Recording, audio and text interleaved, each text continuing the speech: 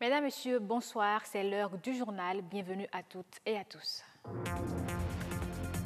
50 jours après Pâques, les chrétiens sont une fois de plus en fête. C'est la Pentecôte, la descente du Saint-Esprit, une fête qui rassemble et qui a bien d'autres significations.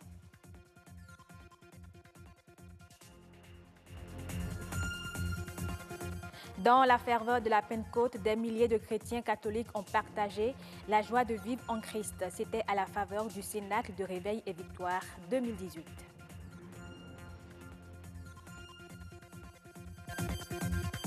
Et puis en Tunisie, Ramadan rime avec cherté des produits agroalimentaires. Tout coûte cher, même la viande et le poisson.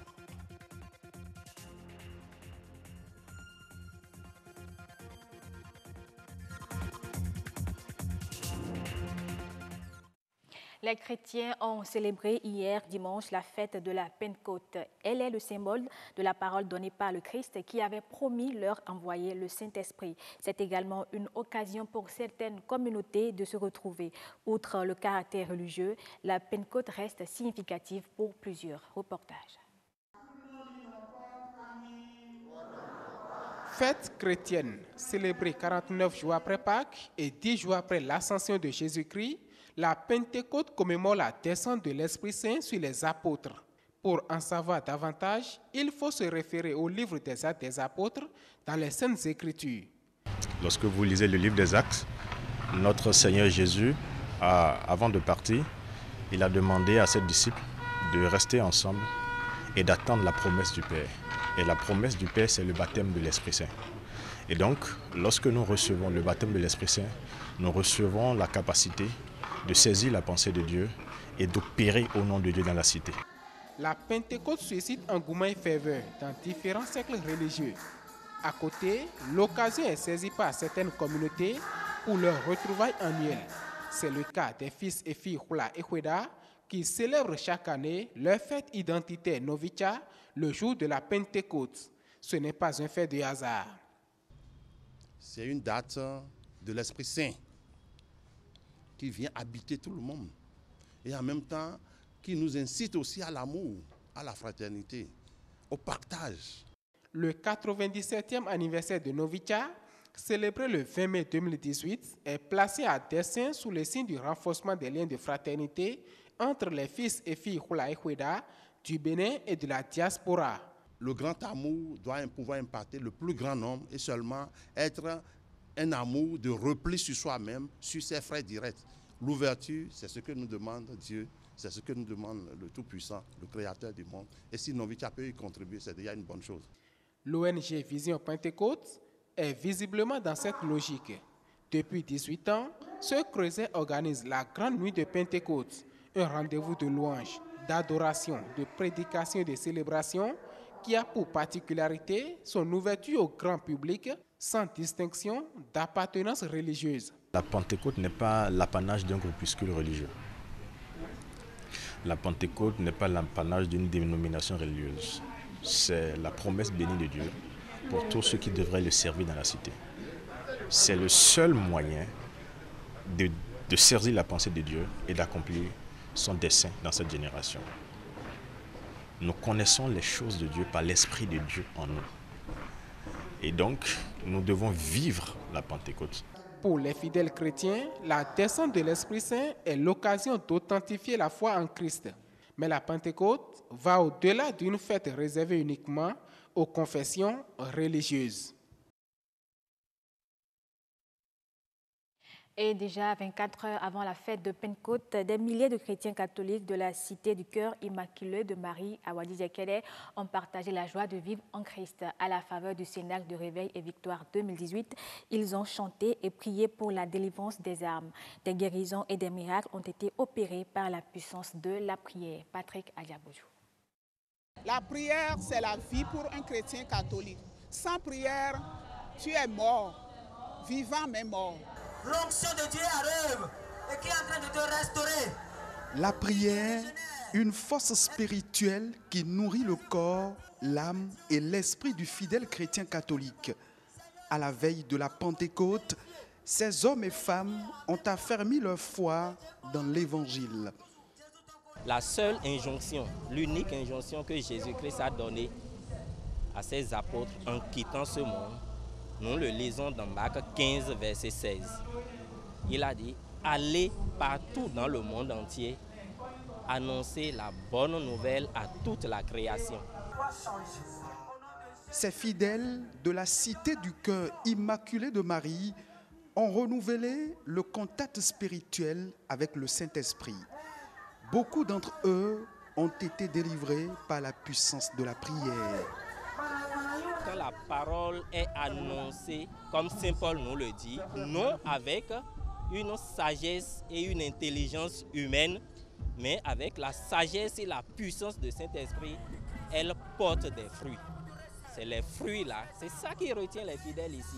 C'est la délivrance, c'est les guérisons, c'est les conversions. C'est elle qui nous a créés et nous ne pouvons vivre. Pendant ces moments d'intense prière, d'évangélisation et d'intercession, ces chrétiens catholiques ont lu et médité les Saintes Écritures. Dès que vous avez des comportements d'orgueil, des comportements de suffisance, je veux dire, de haine, de jalousie, de calomnie, de médisance, vous n'avez pas l'onction du Saint-Esprit avec vous. Et Jésus a dit, venez à moi, vous qui peinez sous le poids de vos fardeaux, et moi je vous soulagerai.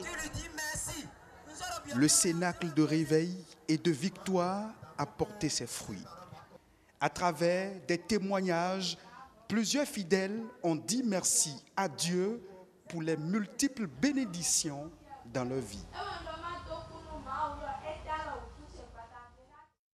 Le Bénin va organiser les tout premiers Masters de pétanque en Afrique. Il s'agit d'un très grand événement sportif qui va réunir à Cotonou les meilleures nations de pétanque dans le monde. La feuille de route relative à l'organisation de cette grande compétition a été remise samedi dernier au président de la Fédération béninoise de pétanque. C'était au siège de la Confédération africaine des sports boules. Wenceslas Aroymont, Herman Rodrigue Amégrand. Jeudi 9 novembre 2017, le Bénin, alors vice-champion du monde de pétanque en titre, est candidat pour la première fois à l'organisation du championnat du monde de pétanque, échouait devant le Canada 9 voix contre 33. Quelques mois plus tard, le Bénin s'apprête à organiser des Masters, le tout premier qui aura lieu en Afrique. Un Master, en fait, c'est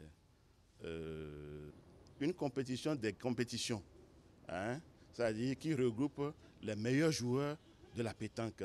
C'est une sélection de sélection qui mettra ensemble les meilleurs joueurs du monde. Les meilleurs joueurs de pétanque du monde vont donc fouler le sol béninois.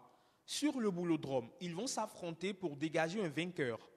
Mais cela passe d'abord par la bonne organisation du tournoi dont l'écho va résonner bien au-delà des frontières béninoises. Il s'agit là d'un défi sérieux que seule une organisation mûrement conçue et menée peut permettre de relever avec succès. Un succès qui fera date et école dans les annales du sport pétanque en Afrique et dans le monde. La pétanque fait partie des disciplines sportives où le Bénin émerge le mieux. À domicile, sur leurs installations et devant leur public, pas question de faire piètre figure, clament les boulistes et les dirigeants. Une sélection des meilleurs est donc en train d'être effectuée. Le Bénin aura une meilleure équipe, une bonne équipe pour pouvoir être représentatif au sein du Master. Nous sommes vice-champions du monde, nous n'avons pas la prétention de dire nous allons gagner la France, nous allons gagner. Non, c'est par rapport au travail. Nous allons continuer à travailler et on se fera confiance que le Master ne nous échappera pas. Le cahier de charge remis au président de la Fédération béninoise de pétanque, le temps est désormais compté pour Aurélien Vinou et son équipe, même si pour l'heure, la date exacte de la compétition n'est pas encore dévoilée. La Tunisie fait face à une flambée des prix des produits agroalimentaires depuis le début du mois de Ramadan. Tout est cher, y compris la viande et le poisson. Le récit de Christelle Tongodo sur les images de l'AFP. L'inflation est estimée à plus de 7%.